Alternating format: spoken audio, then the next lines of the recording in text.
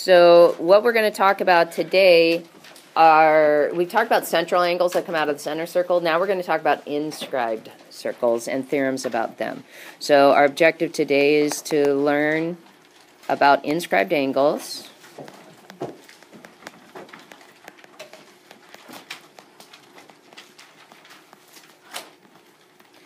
and their theorems.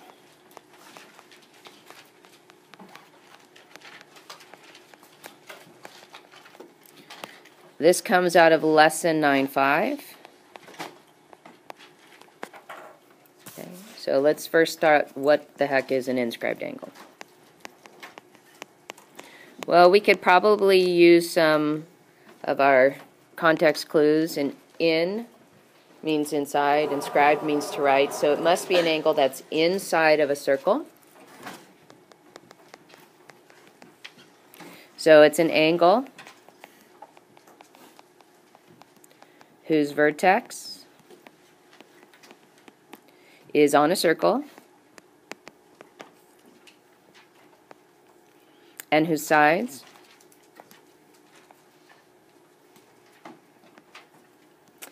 contain chords of the circle. So it's an angle whose vertex is on a circle, so it's on the circumference, and the sides contain chords of the circle. So, for example, I'm going to give you two views.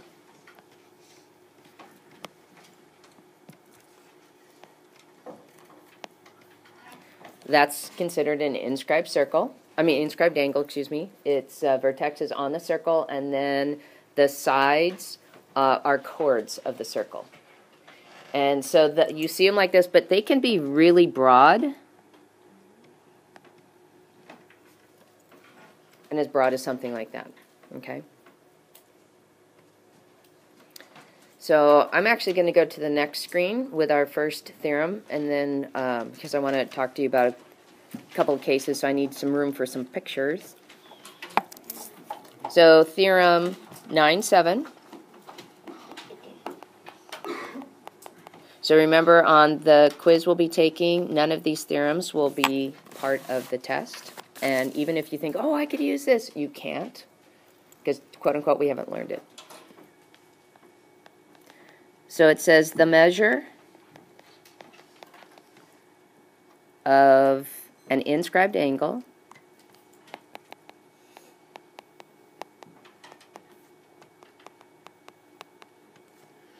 is equal to half the measure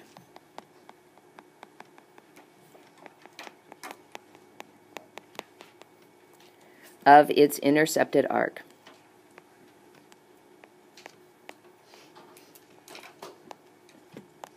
So what makes this, now we've got this new idea, central angles and their arcs were exactly the same. Now this says if you've got an inscribed angle, the angle is going to be half the size of the arc. So we got to keep these guys straight. So we have three different cases to consider.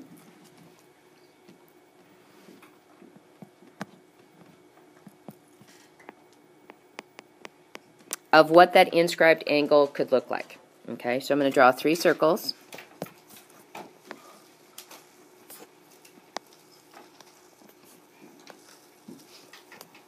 Okay. Case 1. We've got a center of our circle. We're going to call him O.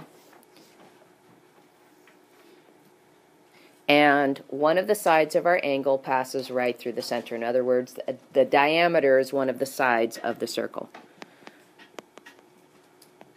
So case 1, we have point O, the center, lies on the angle, the inscribed angle.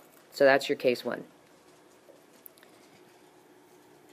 Okay, same center, shifted angle. This is your case 2. Your center point O lies inside angle ABC. And what do you think case 3 is going to be? Yeah, it's going to be on the outside.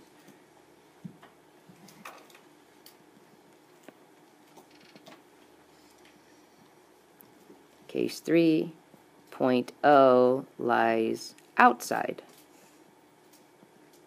of angle ABC. Now, going back to what the theorem says, basically in all 3 of these cases, and it doesn't matter which one you look at, it would all be the same. The measure of the angle B, because there's only one angle coming out of that vertex, is equal to 1/2 the measure of arc AC. Arc AC is what angle B cuts off on that circle. Okay, so that's what we can get from this theorem, and we're going to do an example and kind of put that into play. Okie dokie, let's do an example. So find the values of x and y.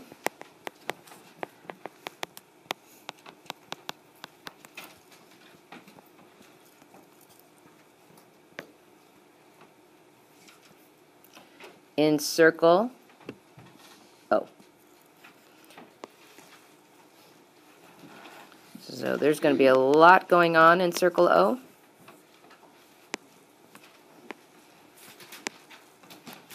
So this is RSP angle.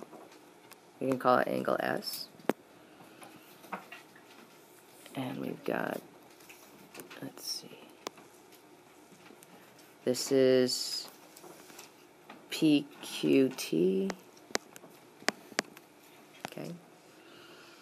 I'm going to give you some labels here. This angle is 50 degrees. This arc is 40 degrees. This arc is Y, and this angle is X. Okay. All right, so we're going to be using that theorem 9-7 to help us out. And we've got, let's see, for angle X, or for X, I should say. X is going to be 1/2 of its intercepted arc. So this is the measure of angle T. Is going to be equal to 1/2 its intercepted arc, which is, come on you, the measure of arc PQ.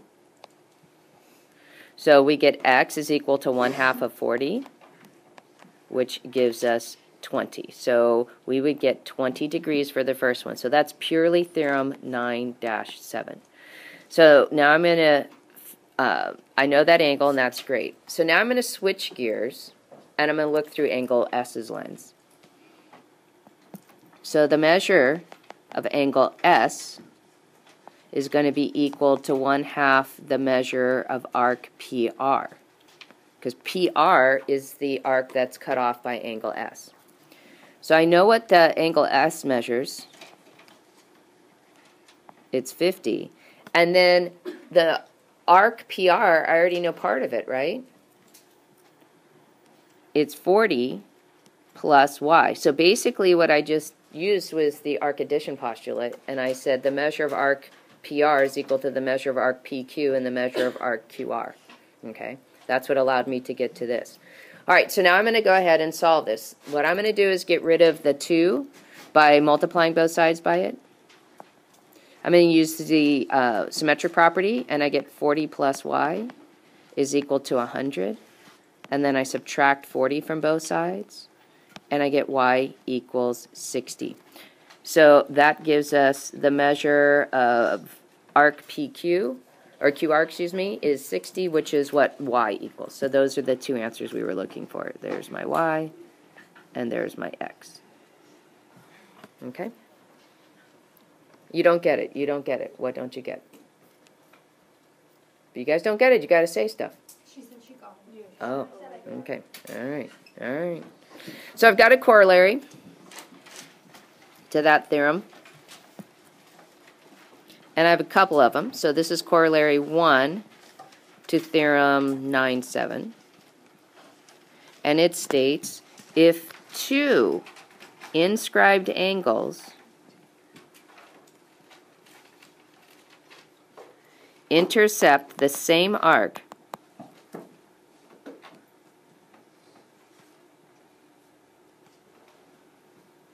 then the angles are congruent. That makes sense.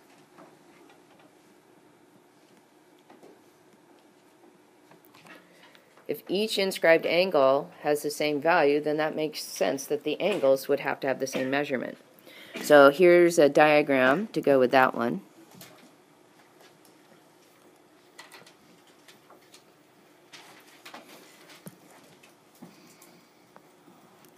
Okay, so there's angle 1, and you can see the arc that it's cutting off right there at the bottom. And let's get in angle 2. Okay.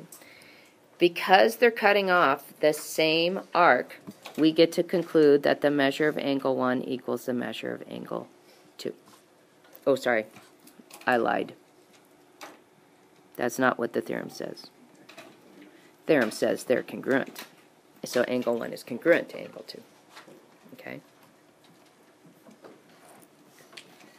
Okay, I've got another corollary.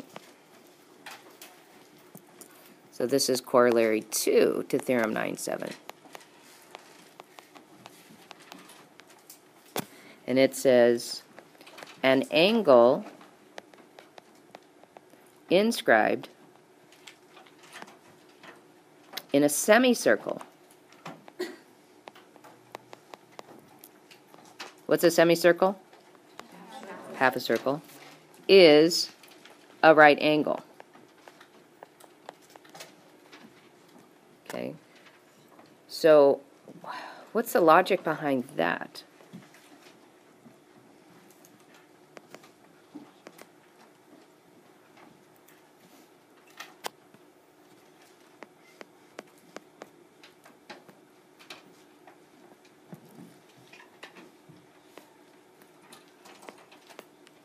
How can we conclude that? We'll put a couple of letters here, M, N, and X. Oh. Okay, well, how much is a whole circle? How much is half a circle? And what's half of 180? Okay, so because, oh, I'm going to put another letter here.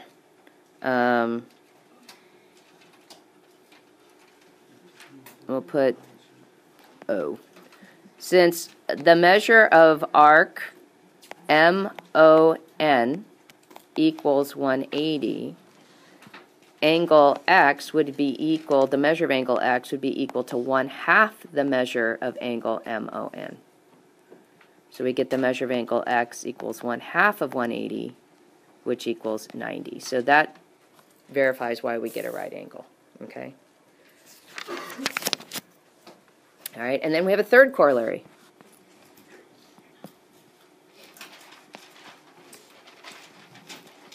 To Theorem 9-7. And it says, if a quadrilateral, whoa, we haven't heard about these guys in a while, is inscribed in a circle,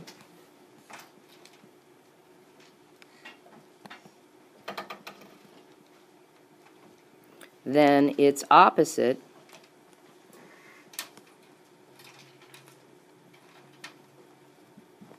angles are supplementary.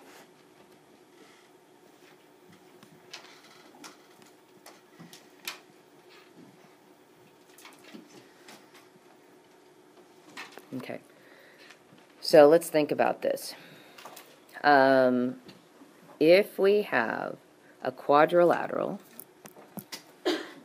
and notice it doesn't specify the type of quadrilateral. So if we have a quadrilateral that's inscribed in a circle, call this E, F, G, H. According to this theorem, it says that the opposite angles would be supplementary. So angle E and angle G are supplementary angles. Now, what we can't say is they equal 180. We can't go to that. That's the next step was, oh, we know supplementary angles are two angles that add up to equal 180. And then angle F and angle H are supplementary angles. Okay? So let's do one problem that has all three corollaries in it. Ooh's right.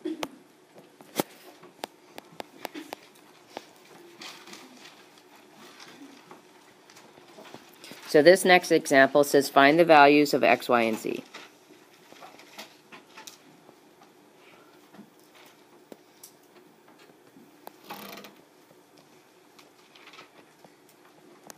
Okay. I'm going to draw a fairly large circle because we got a lot of stuff to go in him.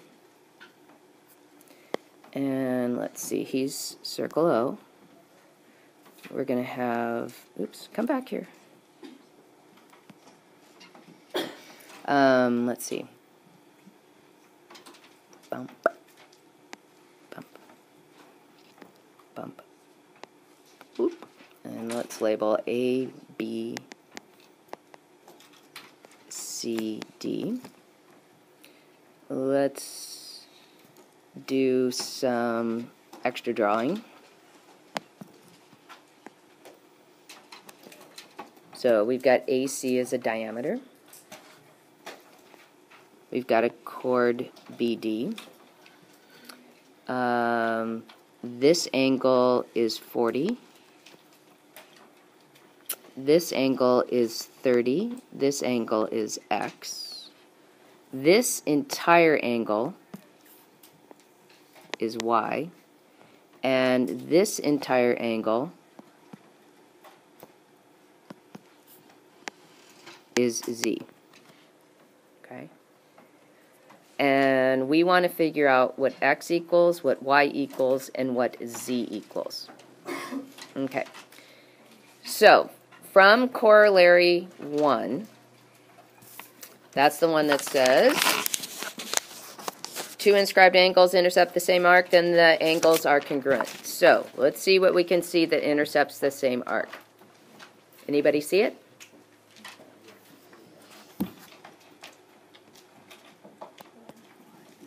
So corollary 1 gives me angle ADB and angle ACB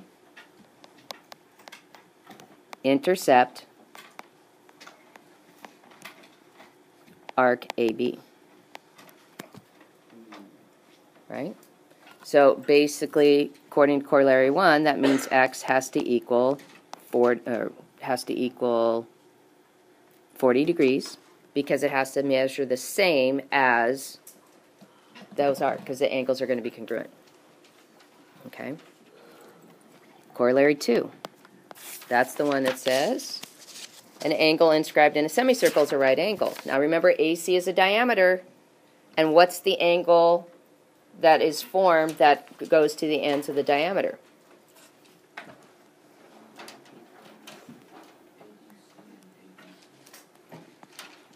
Well, the one that we're interested in is angle ABC because it's the same as angle Y. It goes with a diameter, which is a semicircle. So that means Y has to equal 90 degrees. Okay? And then we have corollary 3, which says a quadrilateral inscribed in a circle, then its opposite angles are supplementary. So corollary 3 is going to say that measure of angle Z plus the opposite angles, measure of angle X plus 30, they have to add up to equal 180. Okay. Well, from the first question, I've got what the measure of angle X is. It's 40. 30 is that other angle that's there. So I get measure of angle Z plus 70 equals 180. I subtract 70 from both sides, and I get the measure of angle Z is equal to 110 degrees. And there's my answer. Okay, so there's my A, there's my B, there's my C. I got one more thing for you. It's okay. We're just going to write one more theorem. Oh, I know. So taxing. So last is theorem, oops, go back, is theorem, sorry, star, 9-8. And it says the measure of an angle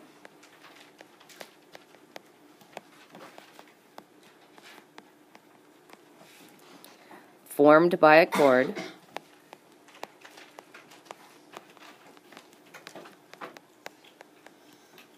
and a tangent is equal to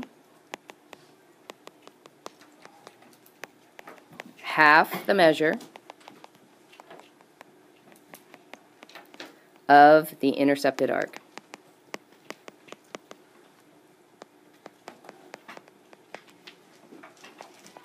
Okay, so a picture of that.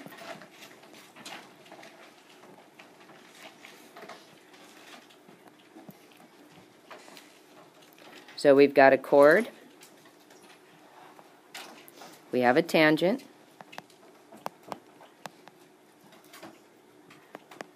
and we're told what this arc is. According to this theorem, it's telling me that the measure of angle ATP is equal to half the measure of the intercepted arc.